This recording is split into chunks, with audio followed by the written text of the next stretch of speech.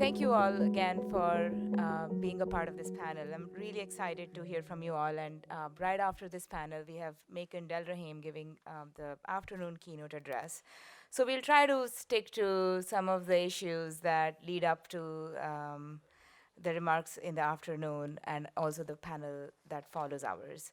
But let me start by this panel by briefly putting in context the types of standards we are discussing here. Um, there are thousands of standards that the National Institute of Standards Technologies, NIST, promotes and maintains. And some of these are standards for which interoperability is a key feature. You know, weights, measurements. Believe it or not, there are standards for pencils. And people like to give this example of the two-prong and the three-prong plug. Then there's this other universe of standards or technology standards where interoperability is important, but the driving force and the key feature is a common ground for collaborative innovation across a variety of actors, each with different and their own incentives. Let's just take one concrete example because we did talk about 5G. To develop each generation, each new G of wireless communications, the industry sets goals or problem statements, and then they're solved in standard bodies with novel technical solutions to for problems that the solutions didn't exist earlier. At least a decade of R&D has usually gone in the generation of each G before commercialization, and not just any kind of R&D, but risky upfront R&D, not knowing what the outcome will be, both in terms of the technology being adopted or the market utilizing those technologies. And over 500 companies participated in the former Gs, and now with 5G rolling out and many more industries taking part of this, several other 100 players are coming on the table together. So in this context, let's discuss some of the issues that are related to standards development organizations that have recently surfaced. And I think it's fair to say that because there are these multiple actors, each with their own incentives, the overarching goal of any SDO or a standard development organization is to create new technologies or standards and to disseminate them as widely as possible, to see them adopted as widely as possible. So the question, and I want to open it with, in this order, maybe with Anne, what role do you think policies of standards bodies play in achieving this goal? Do they matter, and how much do they matter? So yes, they matter a lot, and I think that the terms you used in your question sort of highlight why. The two goals that SDOs have are to both create new technologies, solve industry problems that need solving, that create products and services that consumers want to buy, and then get those to the marketplace and have them widely adopted. And that hints then at the structure of the standard development effort, which is at least a two-sided platform and probably a multi-sided platform. And that means that the policies that these organizations develop and set are crucial for balancing all the interests around the table. And if you want to just think about the two sides of the creation and then the implementation, those are particular points that need to be balanced. And so the policies that an SDO sets are one of the pivotal elements of creating that kind of environment that can encourage both the innovation, the contribution of new technologies, the incentives for the investments that we heard about from Steve Haber's panel, as well as creating an environment that allows for the commercialization of the standard. And if you don't get that balance right in the standard setting policies, in their IP policies, in their governance policies, in their voting policies, all of those are critical elements, then you're going to tip that platform towards one side or another, and that's going to break the ecosystem, right? If you don't have proper protection for the intellectual property and the inventions that are created, you're not going to have participation from the inventive side. If you tip too far towards the inventors and you don't pay enough safeguards for the commercialization side, you're not going to get the wide adoption. So getting that balance right is crucial, and policy is how they do it. Deanna, Would you like to comment, or we can move on? I'll jump in. I mean, I think part of what Ann mentions there in describing the relevant economics is sort of really critical, and I think worth underscoring. I mean, economists are used to talking about this idea about competing across multi-sided platforms and the tensions. I mean, form of contract is a way that the SDOs compete. If I compete in a way with unbalanced contract terms that favor one side versus the other, I bear a cost, right? I've made life costly, too costly relative to alternatives on one side rather than the other. And sort of an interesting sort of sidelight of this debate in SDOs to me has always been economists. If Ann and I were on a panel in a room on multi-sided markets or platforms that, there's been panels like that for the last 15 years, we would talk that way and everyone would nod their head and say yes and accept that sort of contractual balance is something that happens in dynamic environments and is one of the important forms of competition. It seems like that point is less well, I don't know if appreciated or understood in the SDO context, but it's the way that these policies work, is to try to internalize those effects from the other sides, to sort of calibrate effects that spillovers on one side versus the other. It's a complex problem, but I think one that we're used to thinking about in the multi-sided market framework, which I think is a useful way, sort of like Ann pointed out, a useful way to frame some of those, the way we think about SDO policies. And I'll add that when we're thinking about the balance and the policies that the SSOs interject to try to create that balance, one thing that can end up happening is it creates a feedback loop. So, as a litigator, what I look at when I see an SSO policy is that's something that's going to be cited in every brief that I have to go file or respond to. That's something that's going to drive the conversation in various different ways. So it's almost it's not just the rule that's created at the SSO to balance the interests. It's also a data point that's a persuasive authority outside for what things mean. For instance, we're talking about FRAND all day today. FRAND is an SSO policy. It started this whole conversation. It created this whole way of balancing, not just the rule itself, but in all further discussions about what the rules should be. Which has come under a lot of discussion lately. So there have been a lot of there's a lot of discussion about the role of IPR policies. We've seen a lot of action in different standards organizations to try to at least have a discussion about the changes or amendments to their policies. Not few of them, we've seen them really adopt changes. Most of them have not, but there has been a lot of action and a lot of discussion in standards organizations with respect to their IPR policies responding to some pressures. So both you, Josh, and you, Ann, have done some work on unpacking how and why standards organizations have changed their IPR policies over the years in light of different pressures over the years. And what can we learn from that body of work? What do you think is happening in these SDOs and why? Okay, I'll start. I would say there's two fundamental forces pushing an SDO to reevaluate its internal governance policies, in particular its IP policies. One of them is the external view of what's going on at the agencies, what cases are being brought, what investigations are being run, what litigations have been filed. And they look at those and they say, what risks are in those for us and our members in our particular industry, in the way we're structured and the way we vote to adopt standards? Do we have a risk? Do we need to change our policies to prevent that ever happening here? And then the other impetus is more personal, which is we've got a problem right now with members doing X, and we want to stop that. And so an example of the former would be, I think, when the NData case, when the FTC brought the NData case.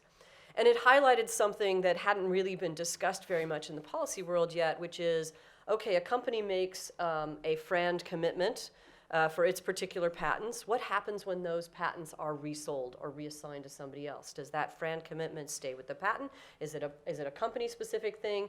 NData brought all that to light, and what we saw was a number of SDOs who hadn't had that issue arise personally in their SDO operations change their policies, introduce things, yes, the FRAND commitment, it runs with the patent, or proactively trying to stop those problems from coming.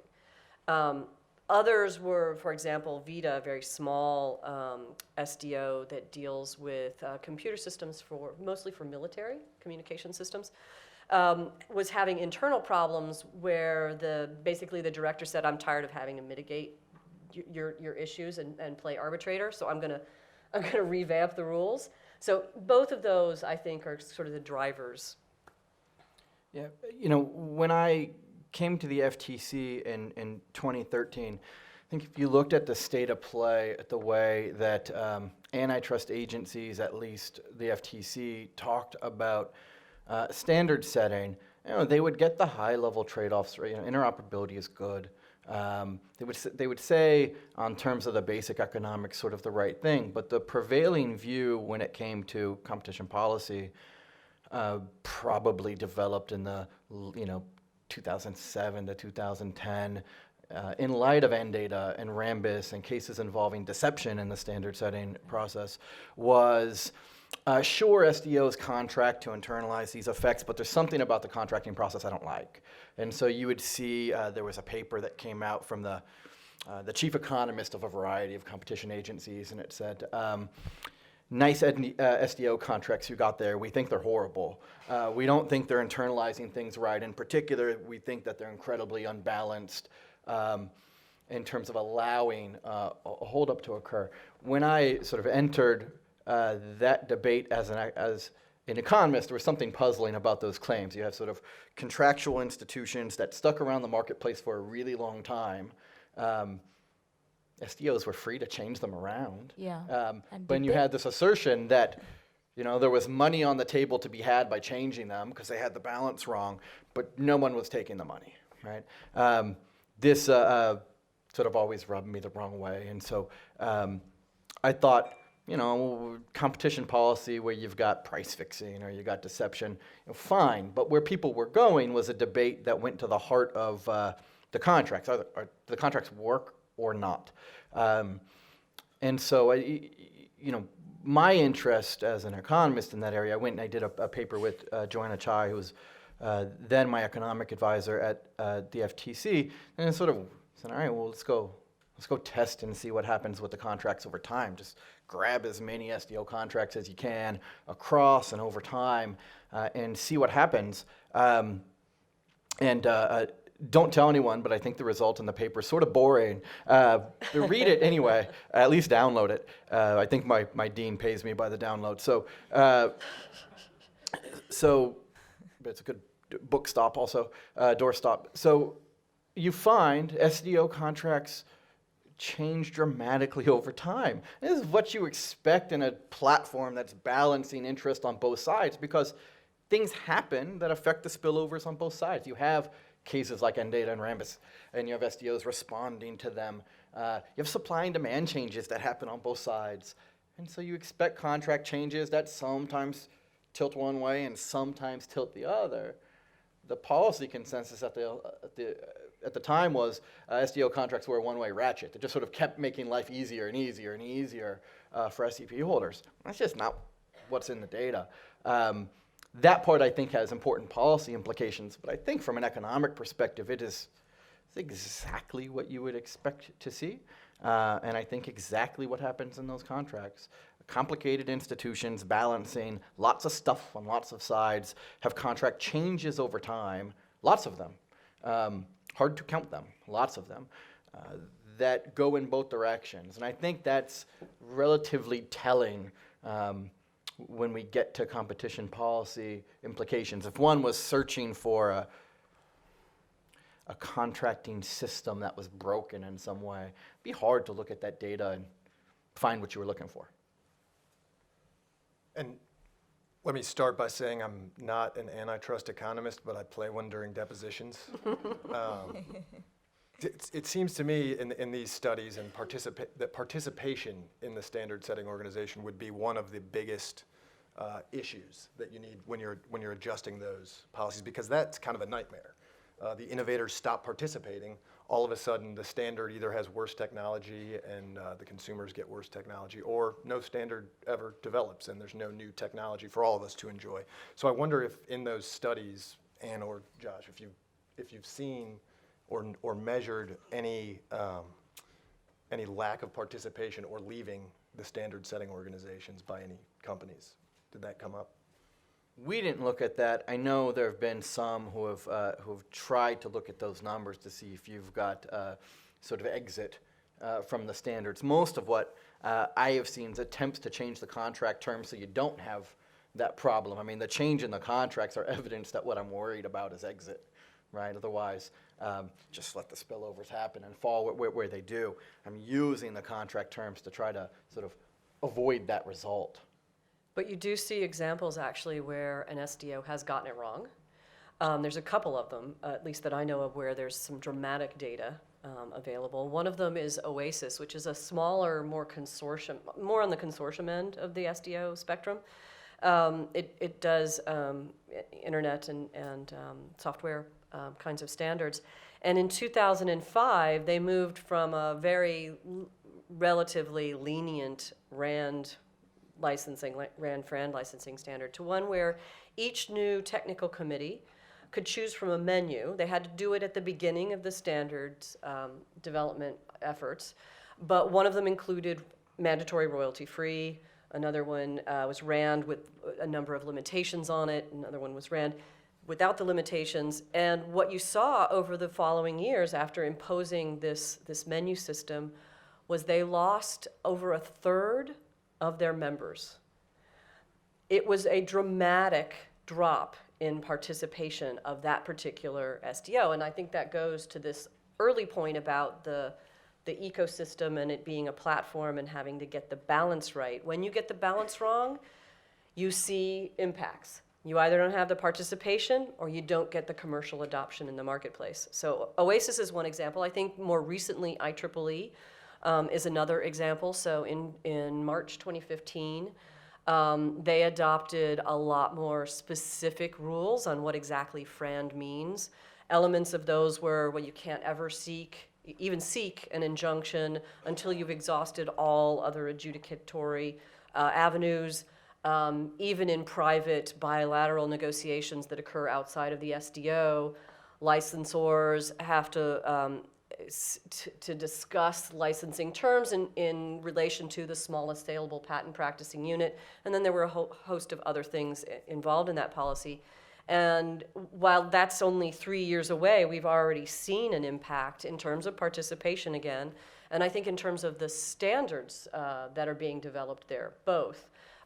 We've seen a dramatic rise in so-called negative LOAs, negative letters of assurance. Those are the commitments to say, yes, I have patents that could be essential for this standard, and I'm committing to license them. In a negative LOA, the patent holder says, well, I've developed technology, and you've incorporated it in this element of the standard, but I don't like your new policy, and I'm not going to commit under that. I'm telling you actively and proactively, I'm not going to commit under that, because I think these terms aren't fair. And we've seen a dramatic rise in those negative LOAs and in the number of new standards efforts. And I know you know the numbers better than I do. Yeah, Katie, and so- we'll come back. We'll come back to some of those details there. This is a helpful conversation for us to have in this panel.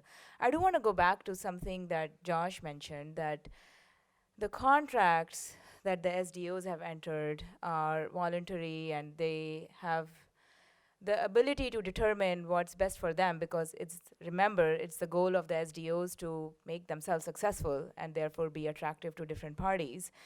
And they are changing these over time, and we are not seeing a systematic change in, at least across SDOs that you mentioned, you studied, in just addressing a one-sided concern or another. And this is external I'm sorry, this is minus external pressures. If the SDOs are left to their own devices and they're trying to do what's best for them, they're still struggling to get this right.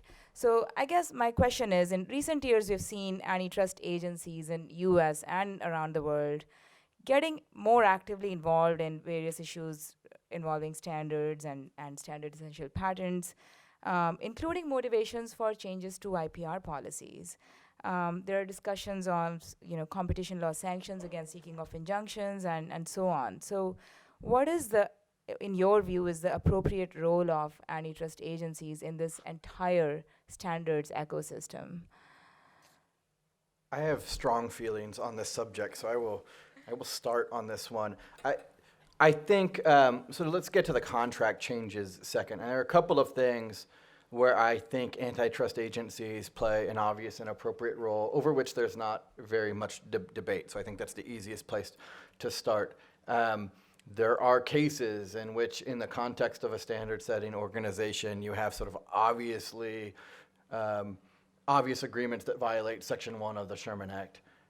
Easy, no debate. Okay.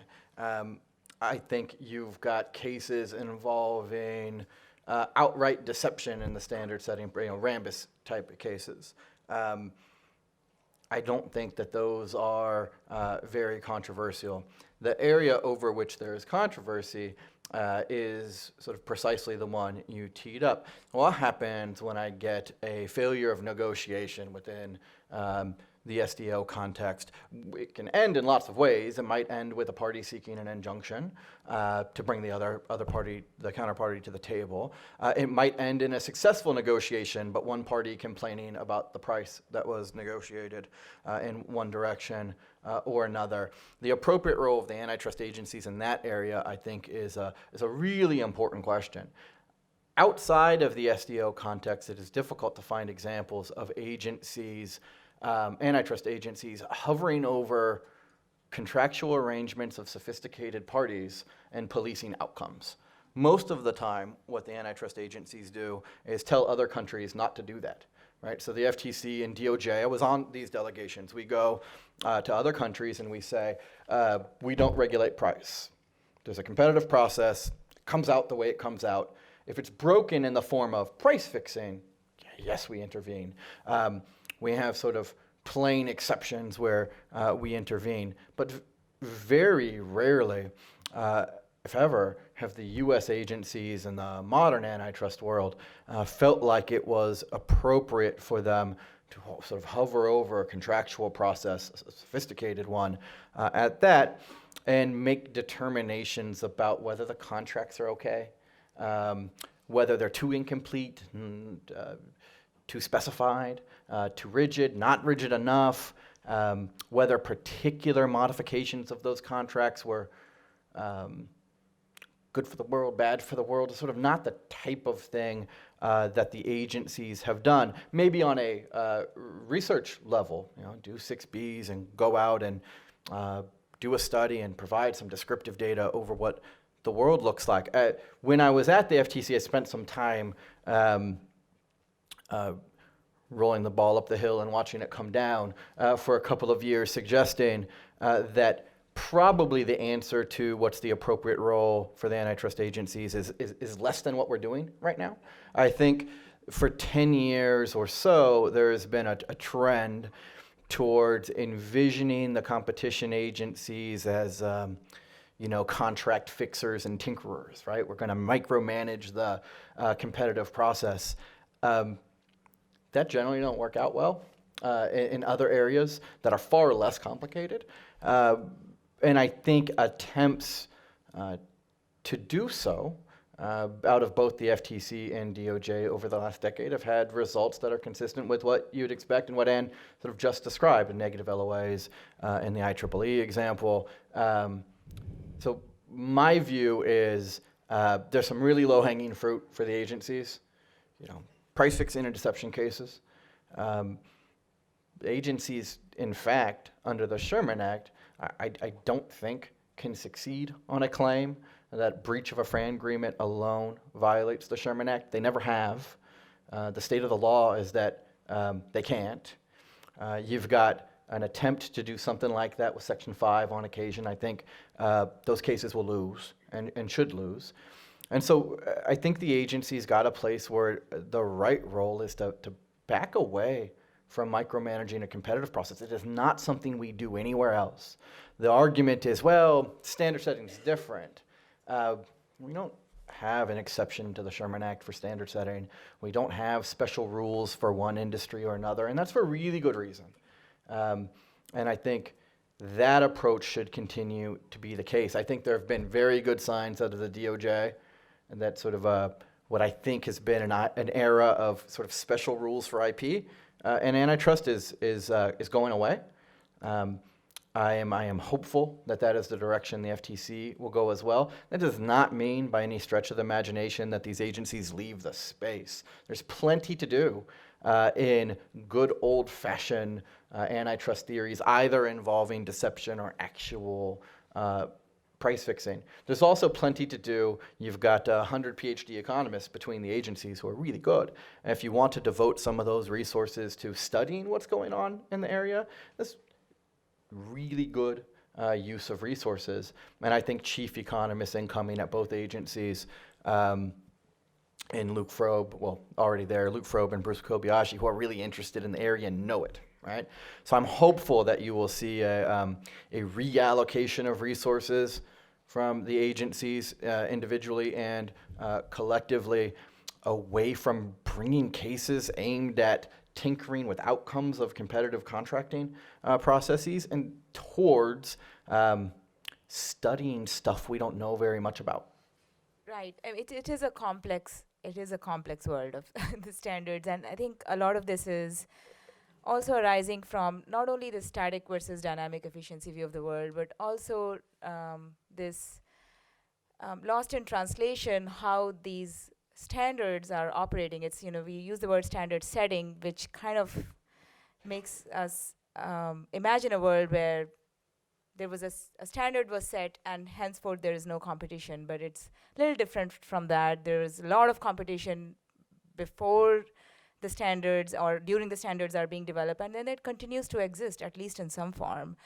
And in the spirit of the last panel, I think the 5G panel, one of the things we were discussing was how it's important to have a holistic view on these issues, because, look at the issues that we are discussing. There is, some pressure from the antitrust agencies that trickles into the SDOs. The SDOs change or respond to those by addressing or changing their IPR policies, and then that changes incentives of players. So Deanna, this, obviously this spills over in your world too. How does what is happening at the SDOs manifest itself in administrative adjudications in the United States? Well, let's see, since we're really just the warm-up band for Macon, right? I'm going to say that I'm going to talk about the role of SDOs, but say that I think in terms of how these things trickle down. Steal away the thunder, feel free to. No, I'm just going to say, just in framing the remarks I'm going to make about this, that what happens at DOJ and FTC and how that is communicated to the administration is probably more relevant to the outcomes at the ITC than actually what the SDOs are doing. So of course he plays an important role of that. But in talking about that, let me start with one of the things that Josh said about no special rules, because I think that's the way to think about how the ITC has traditionally approached issues such as standard essential patents, where you have this relationship to what happened at the SDO. And that's at the ITC, in my experience when I was there, was, if someone brought in a case and it had standard essential patents, it was still a case that was going through Section 337, and you'd look at the patent and you'd look at the evidence, and the commission would determine whether there was a violation. The people, I think, when you're talking about the antitrust agencies, you're not thinking about the ITC, right? You're thinking about Josh's old agency and what they do, and of course they're much more active and they're out in the SDOs, and the ITC commissioners are not in that world, right? So in my former life, we weren't talking to other countries about that. We weren't involved in what changes were being made. But the statute, the Section 337 statute, in fact, is an unfair act statute. It echoes the Antitrust, the statutes, the Sherman Act. And there's been some interesting developments on the applicability of antitrust injury at the ITC, and we might have time to turn to that later in this panel.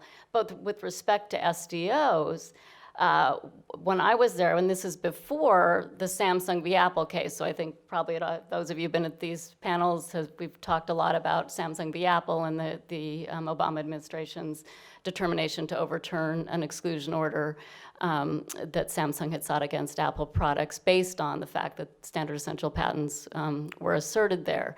But I was there before that case, and it came when we started talking about standard essential patents. I remember my first question to our staff was, well, what does the actual agreement say? Because as litigators, the litigators had started putting all this stuff in there about, oh, it's a FRAND-encumbered patent, and it comes with all these obligations.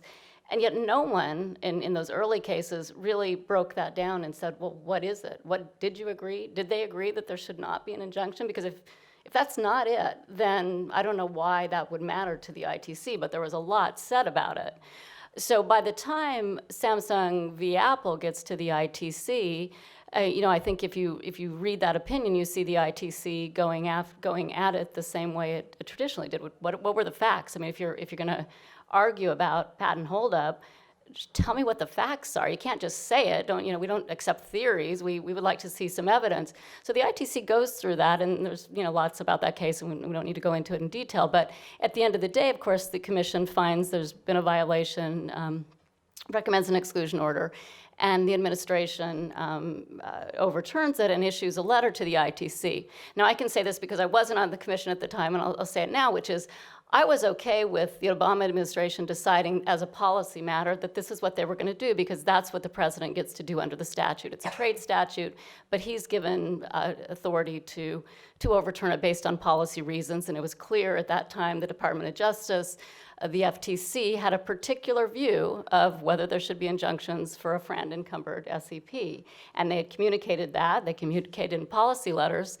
The commission, in my view, thought, well, that's nice. The FTC thinks that, but it's not our statute. That's not our statute. We don't, we administer a different statute. The fault I have, or the issue I have, is that the administration issues this letter from the USTR Froman telling the commission kind of how to do its job in the future.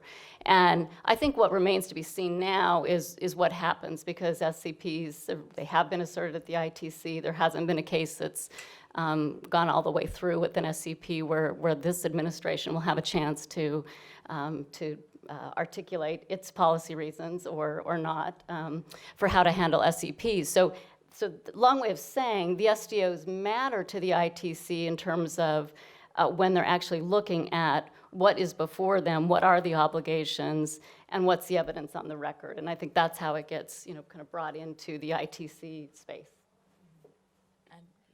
Yeah, I just wanted to follow up on a point that I think you made that's crucial. And that is, we talk about FRAND, and then people think about it as a monolithic commitment. Oh, I've committed FRAND here, and I've committed FRAND there, and they're all the same. They're not. And this goes to Josh's incomplete contracts point as well. Each SDO has its own language.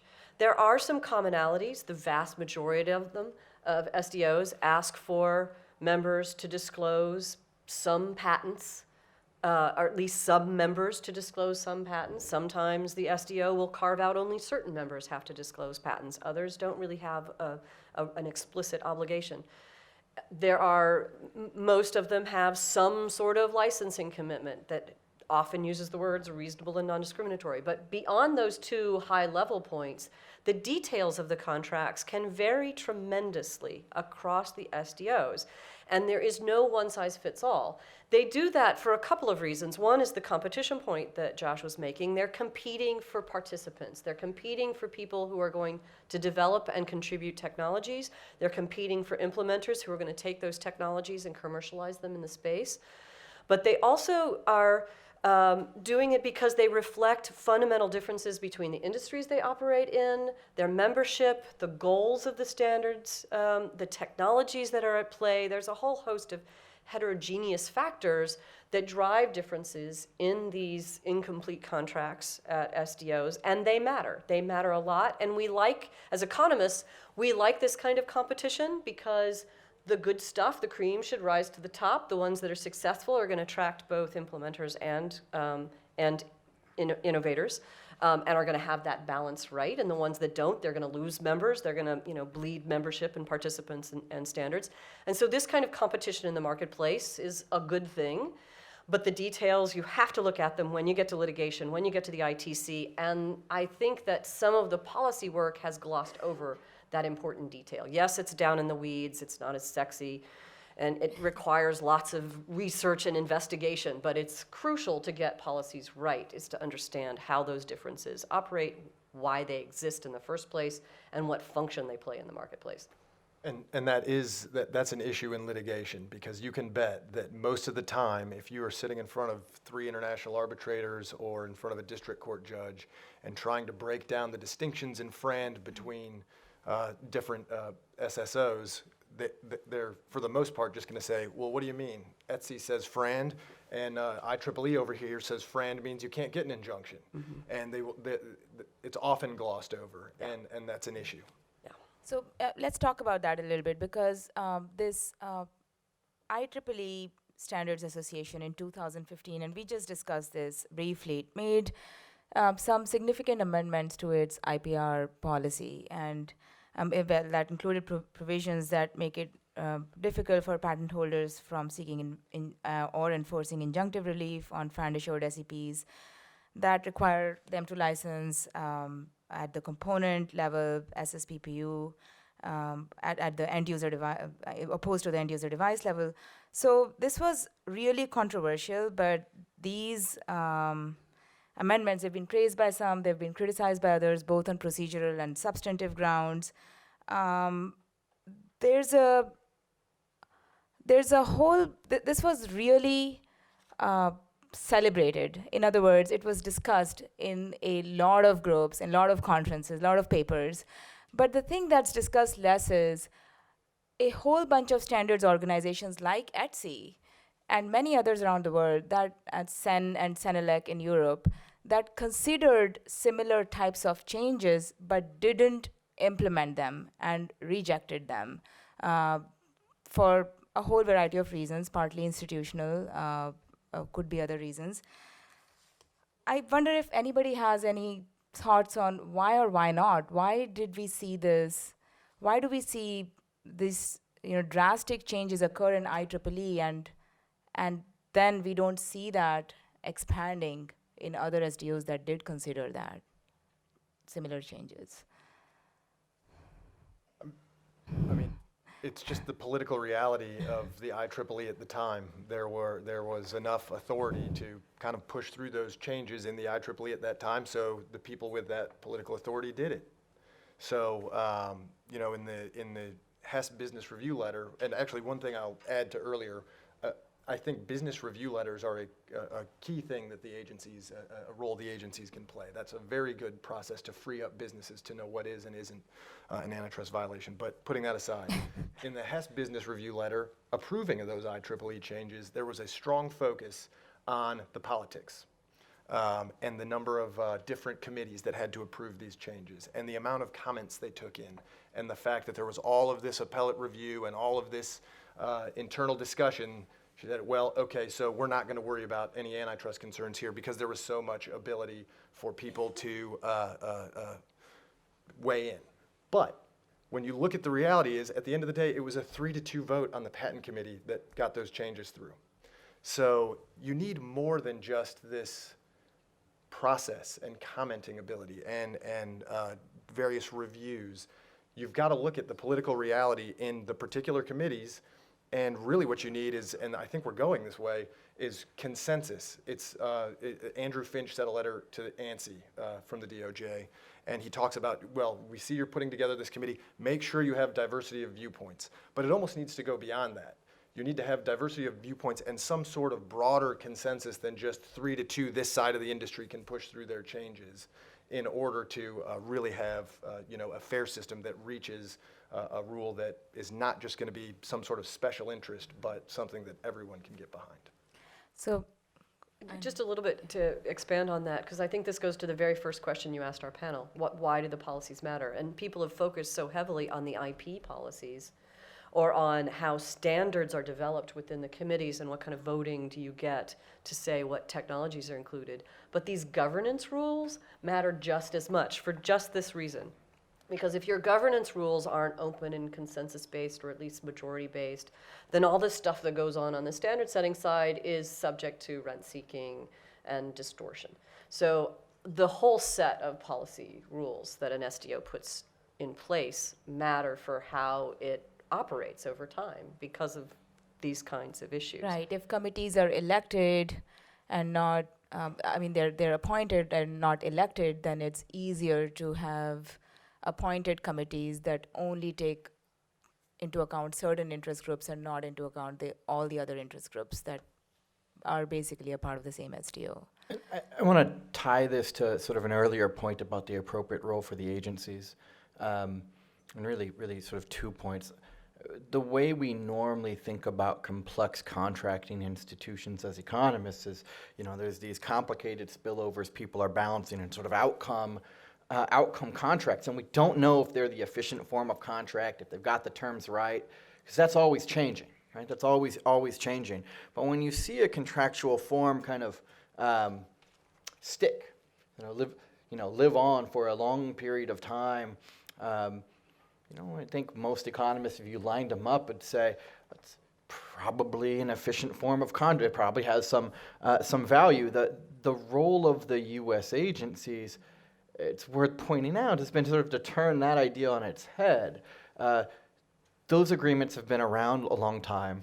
There must be something wrong with them. Let's not ask about, sort of at least from an empirical perspective, let's not ask really hard questions and require answers. Sort of declare them inefficient. Say we'll use antitrust to fix the inefficiencies. And we've bent over backwards as competition agencies. I think because in the late 2000s, antitrust IP was a hot area. The agencies want to say something. And so it became, look, there's nails and we've got an antitrust hammer. Let's use it. And so that got a lot of momentum, but I think it's not often appreciated sort of how upside down that process is. We have a business review letter we've mentioned a bunch of times. We normally think about the contract changes for these complex institutions. You had demand and supply shocks on one side or another. But a BRL is a huge shock. Yeah, but this is the agency doing the shock, right? This isn't, natural economic forces leading agencies. Better sort of term for this. This is an agency writing a business review letter that doesn't have a lot to do with the law, right? I mean, the business review letter says injunctions are bad. Doesn't say anywhere in it, I would think if I was to write a business review letter with my sort of Section 2 antitrust hat on, maybe the first thing I would say, black letter doctrine, there's not a single case in the United States in which an SEP holder is held to violate Section 2 for breach of FRAND. Everything after that is dicta if there's such thing in a BRL, right? It's policy preferences, right? Which agencies can have, heads of agent, Macon will come do a speech, right? Renata will give a speech. That's fine. Dissenting commissioners can give speeches about policy preferences. That sort of thing happens all the time. And it is dressing them up in the BRL, which I think the community takes seriously, is an important tool for the agencies to talk about law enforcement decisions. There was never going to be a law enforcement decision.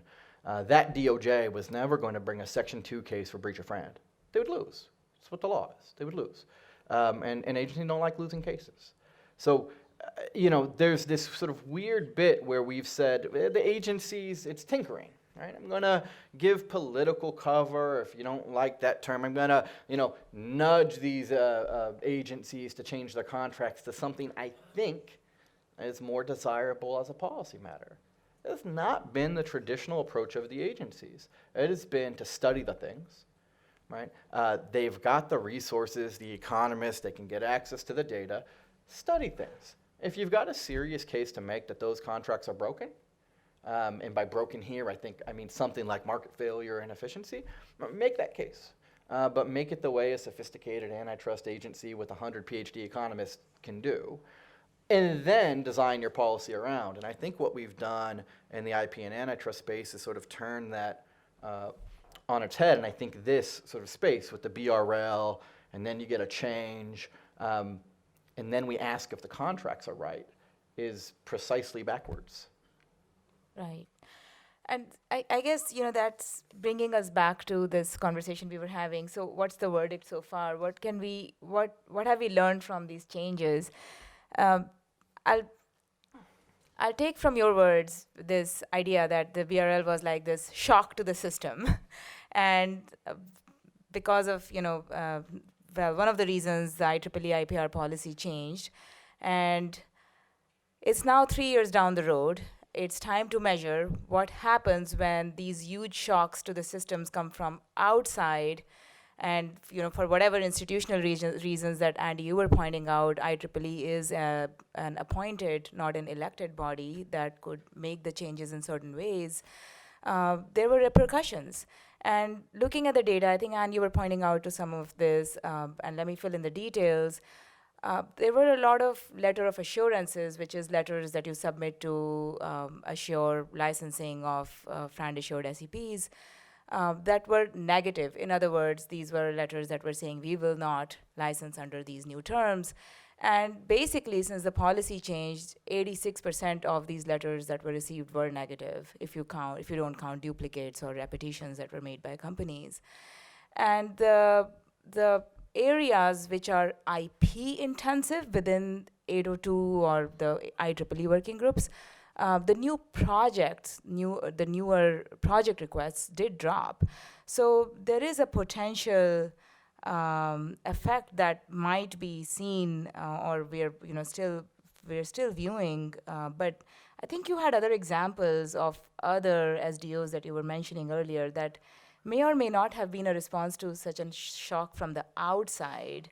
And how do we differentiate between that? Yeah, so even if you don't have a business review letter, you can count the cases that agencies are bringing either in the US, Asia, or Europe. And respond to those. And respond to those. And so in my empirical research, I saw a lot of that, right? You'd see a case being brought, it's got a particular issue, and a year or 2 years later, lo and behold, several SDOs are changing their policy related to that. So you can take that as an external shock.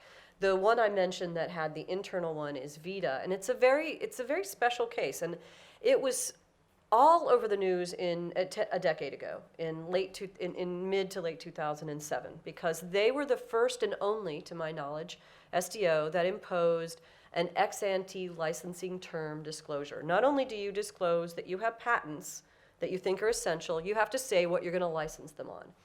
And so in the policy world, everybody said, oh, this is a fantastic idea. Why hadn't this been brought up before? All SDOs should have followed this. 10 years later, Vita is still the only one who's done it. And so you have to ask yourself, why? What works there that doesn't work elsewhere? Why is it a good idea for Vita and its members? And so I just actually had a conversation with Ray Alderman, who was the director of the standards arm there 10 years ago. And we talked through this, and I wrote a little piece for Law 360 that went through some of these rationales. First, it's a very small, very homogeneous SDO. They're all guys who are working with government contractors. There's one application for the standard that they develop. There's not, infrastructure and handsets and chips and all these other, applications for a standard that you would see in mobile telecom, for example, or Wi-Fi is even broader. So you have people who have common goals. You have a small number of them. It's easier to come to consensus on a compromise. It's easier to trust one another. You know that when you disclose your rate, you only need to disclose one because there's only one application. So all the complications that go on with 802.11 Wi-Fi or mobile telecom or all these ones that have been litigated ad nauseum over the last decade, don't exist there. And it's also not that patent heavy because it's harder to patent things with government contracts. You can rely more on trade secrets and other forms of protection and property and other kinds of contracting. And so it was a perfect storm for that SDO to say, we're going to implement this rule. And they actually had a majority vote. They didn't have a task force with just 5 or 6 people on it. They voted within the entire SDO, do we want to adopt this? Majority said yes. They then had to seek accreditation from ANSI. That's where they got pushback because I think other people in ANSI were worried, oh, this is going to spread like a virus to other SDOs where the circumstances aren't the same and it's not going to fit as well. So there was a lot of pushback there. They eventually won over. And it's been in place for 10 years. They haven't changed it. It's working beautifully for them. But you can understand when you look at their particular circumstances why no one else has adopted it. It was internally driven. It was internally driven. So right. I have a couple of more questions, but I did want to stop and see if there are questions from the floor right now. Certainly, I agree with you about the reason that SDOs changed their patent policies. Recently, I completed a study that looked at several different SDOs and showed that there was really quite a variety of approaches in the governance policies with respect to use of consensus in the governance policies and use of balance in the governance policies. And this is sort of a question. Do any of you panelists have a point of view about governance policies that might foster better patent policies, let's say, or those that might have less controversy? That's one thing I didn't address. I only observed that there really is quite a diversity in the approach to governance policies of SDOs. I'll start. I think if you want to take the long-term dynamic competition perspective, those things will out. So, for example, IEEE didn't have a consensus-driven governance policy, and we are seeing the repercussions. Yes, they were able to get a business review letter approval of their policy change. They were able to get it through their governance process, and they were able to institute those new rules. But that doesn't mean that they can force then voluntary participation. So there's always a loophole somewhere. I think if you want to head off that kind of 85% negative LOA outcome, which can't possibly be what they were what they wanted from this policy change, that you would do well to have more consensus-driven governance rules. Get those different views on the table at the beginning when you're discussing what the policies are going to be. Talk about how it's going to impact each of your members and who's going to pay a price, who's going to benefit, what kinds of compromise can you work out there. Because that's, I think, a process that leads you to more likely have a balanced platform that is then going to attract all of the parties that you need in order to have a commercially successful standard that has long-term effects, longevity. Make a broader point than that one, because I think all the points that Anne makes I agree with. But I think the broader point for me in listening to this discussion and many that conversations we've had over the years is I always worry that people get blinders on that it's only about one thing. So if we're talking about SDOs and what that impact means on trade and patent, or we're talking about antitrust policy, or we're talking about international trade, which is kind of more the avenue I came at all these issues from, that there's not enough thinking about overall what does this mean. And so let's take the competition bureaus, for example. When the United States decides, when the agencies decide to send their officials abroad, are you saying adopt the U.S. approach? What are you telling these countries? And are you thinking about what it really means for their development, what it means for intellectual property rights, what it means for our companies who are doing business abroad? And so I think all your points are well taken, but they're broader, and that the one thing I always hope is that there's some cohesion as the new administrations come in and thinking about that, not just from we're going to take this approach to SDOs or business letters, but is that going to be consistent with what we're telling, what we hope our USTR is telling competition bureaus abroad, or what USTR is saying to others in conjunction with what DOJ or FTC might be there. So kind of a broader point, but I think along the same lines. And that's a that's a fair point, because that's back to our theme of we need to have a holistic view on all these types of policies and what they mean to the entire ecosystem. And I guess that's does lead me to my last question. It's, in the end, why does any of this matter? Because there are some that will argue that inventions will occur anyway, and if not in standards, then in other types of ways and through different avenues. Is that a problem? I mean, we heard in the previous panel, I think it was Jorge Padilla who was making this point that, sure, if we have inventions through different mechanisms, maybe we'll see more of a push to different types of avenues like proprietary standards, proprietary technologies that then become de facto standards that are being then used by everybody. How do you see that playing out if we continue to go down this path of external pressures leading to SDOs tinkering with their policies that may or may not be optimal? So I'll give sort of two reasons why I think it matters. You can get a panel of economists to disagree on a lot of things, but one of the things where you can get uniform agreement most of the time is that small changes and incentives to innovate can contribute to large amounts of economic growth.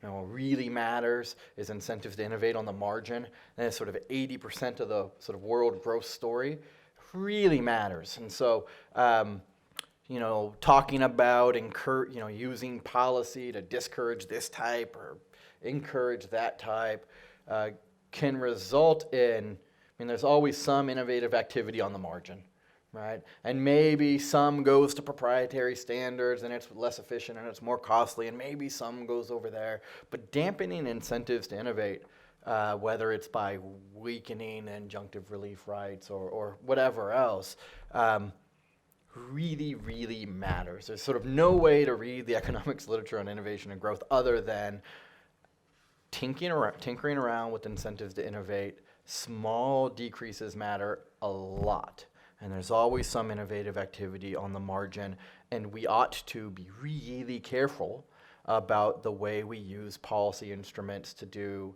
that tinkering. I think a minimal safeguard is that we sort of actually have an evidence-based foundation to do it. We don't hear from a competition policy perspective. It's just not there. And so I think we've got sort of the cart ahead of the horse. So one reason it matters is because sort of taxing innovation, even a little bit, matters a lot. The second reason I think what we say and do, in now sort of focus on the FTC and DOJ again, what we say and do with respect to antitrust and IP policy matters tremendously around the rest of the world. There's 130 some odd competition authorities around the world. I run a center at George Mason Global Antitrust Institute where I spend a lot of my time interacting with and teaching basic economics and antitrust to regulators and judges around the world. And although I could not get anyone in the United States, at least not enough people to read my dissents, the Chinese authorities are reading what everybody says out of these agencies or speeches. And, well, what about this complaint you did in Section 5? And what about, is N data still good law? Can we do that? You guys did it. Don't tell me we can't do it. Right. They know. They know the footnotes, right? And so what we say and do, giving the message that I think we've given, at least it is clear to me in interacting with international competition authorities. I think over the past decade, the agencies have given the message that separate rules for IP are maybe okay sometimes, and that's the wrong message. And I think what's come out of certainly the DOJ, much to Macon's credit, I think the right message, sort of no special rules for IP. I expect that we will see that out of the FTC as well. But I think, unfortunately, there's a lot of work to do there because we've had sort of a long period of time, whether for whatever reason, I think we have drifted away from that. So what we say and do, even at a high level, about the appropriate relationship between antitrust and IP, between competition policy and IP, Right. not just enforcement decisions, matters in those 130 other jurisdictions, and it matters a lot. And it might matter more than how much it matters here, which is sort of also a considerable amount. I'd like to add one third. I'd like to add one third point. You had two. I want to add That's a wireless communications working there for you. It's like, did I miss a question? So the third one is if we look at where innovation is today, and we had a panel on 5G and Internet of Things. This is your refrigerator with the chip ordering, more milk when you're out. Would you have had makers of refrigerators talking with wireless and wireline communications companies in the past? And can you do that with de facto standards? I would argue that we would risk a tremendous amount of innovation, the whole new companies not born point that was made earlier today. I think you risk that by jeopardizing the cooperative voluntary standard setting ecosystems and pushing people to the margins with trade secrets and copyright and one-on-one contracts and de facto standards, rather than bringing these disparate parties together to create something brand new. I think that's a real risk. Yeah, no, I agree with that, and I think just kind of picking up on those points, which is, I think it does matter, and I think maybe just starting with our panel this morning, I think that was the theme as well. When the pendulum swings, I mean, there are economists who can look at it and say, what does it mean on the margins, or does a company make a decision or that? There's the evidence, like let's just look what businesses do and what they've done, and kind of this correlation between where there's been strong IP and where there's been innovations and startups and what has let the United States lead versus where it's not, and which way do you want that pendulum to go? And I think that the issues those three issues that Ann and Josh picked up on, I think, are important in that overall ecosystem of where do we want the United States to be, and if that's where we want us to be, then what policies should we be encouraging? And it does matter that other countries are looking at what we do, and so if we think we're sending a signal that's only relevant to what a district court judge did in Washington, not the case. Like, it means that we will live by that in other places. So. Thank you, Dan. This might be a fourth point, I'm not sure, but it might be the same. The message not only spreads, but it also changes and evolves, right? So if you have a BRL citing to a single district court opinion, that single district court opinion cites to the IEEE policies, they cite back to something else. It just creates an echo chamber, and it drives the narrative in a certain direction to where you're talking about the incremental value of a patent being something that, everybody knows that. There's the incremental value of the patent to the standard, instead of talking about the fox and the hare example from earlier today. You can't really unpack those things that way. Yeah. So, I think the issue there is you can drive a new narrative, and something like new statements coming out of the DOJ can do that and create that. And with 130 agencies around the world now, it's a slippery slope. Any other questions from Monica? Yes, Deanna, you made an excellent point earlier about governance policies needing to be balanced as well. It wasn't until the IEEE and BRL situation that I ever heard that you didn't need consensus for an IPR policy. And IPR policies drive innovation in the SDOs. Yes, according to those who say you don't need consensus for IPR policy, you need it for technical standardization. Well, why not the policy? Because the policy is going to drive the inputs into the standardization. Is there an antitrust avenue to address this new argument that has really driven the IEEE patent policy into such a negative direction? Because we're seeing this even now in the recent development in Nancy, where only a handful of participants in the IPR policy group are allowed to determine whether ANSI is going to continue to receive LOAs or not. We're seeing it over and over again, where fewer and fewer individuals who represent fewer and fewer interests are making determinations that are impacting innovation.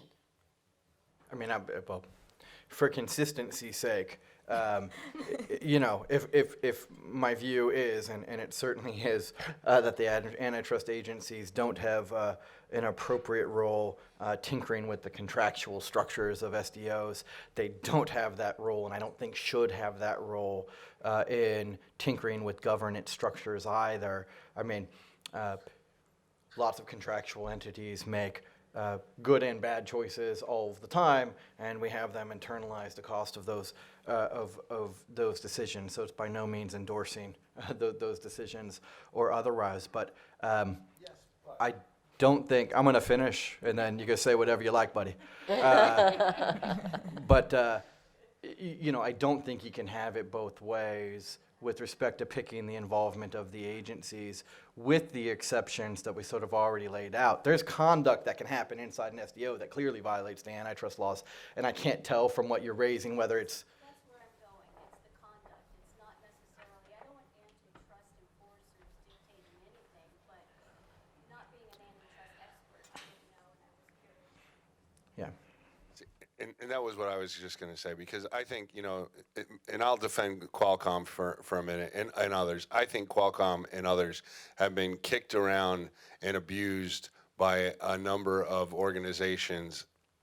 And I think, for us to then just say that, oh, well, now it's time to play fair and antitrust regulators don't deserve to be in this sandbox at all is not right. I mean, because I think that some of these organizations have been going after patent owners on purpose in an anti-competitive way with malice for years.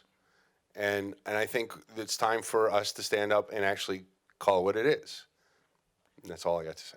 I think one can be sort of have the freedom to call whatever, call it how it is, but you got to make a choice whether antitrust is a hammer for all the nails or not. And I think intellectual consistency is a feature, not a bug of the antitrust laws when it's done properly. With a caveat that when you're talking about the non-controversial, like if it's a price-fixing issue, what is price fixing? It's not just two people getting together and saying, okay, $20.